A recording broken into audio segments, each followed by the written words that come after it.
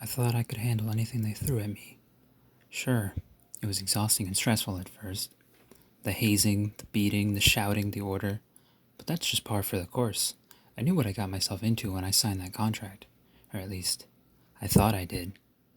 This training course to become a soldier was grueling, but they always reminded us at the end of the day that this is to make us the best soldiers that we could be. And so we followed their orders without a problem.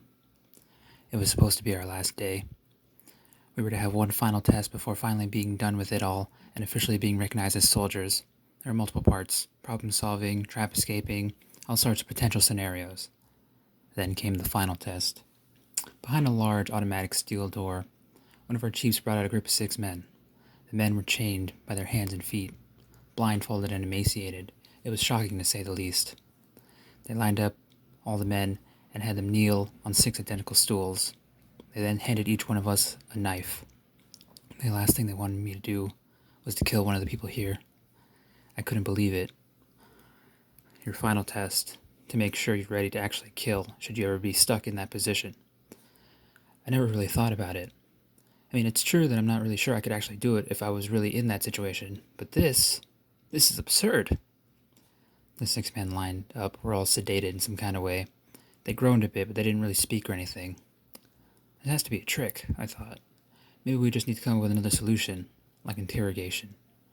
The chief egged me on to just kill one of them, or to pass the knife. I passed the knife to another recruit who happily went down and slit a man's throat. I only heard the man cry out for a split second before his cry was drowned out by the gurgling of blood. The man eventually passes and slumps to the ground. The five others struggle to stay in place now that there's an uneven weight on their chains. The chief commends the recruit and allows him to stand in the waiting area. This is serious. They actually want us to kill these innocent people. Another recruit grabs a knife. I can see him shaking like a baby chihuahua as he walks up to the next person in line. He takes a deep breath and stabs the man around the collarbone area. The man screams and writhes in pain. The recruit panics and trips, dropping the knife beside him. The chief yells at the shaky recruit and tells him he's going to have to retry later. He gets sent to a different waiting corner. The next cadet's probably so desensitized by now that he just walks up and snaps the poor man's neck.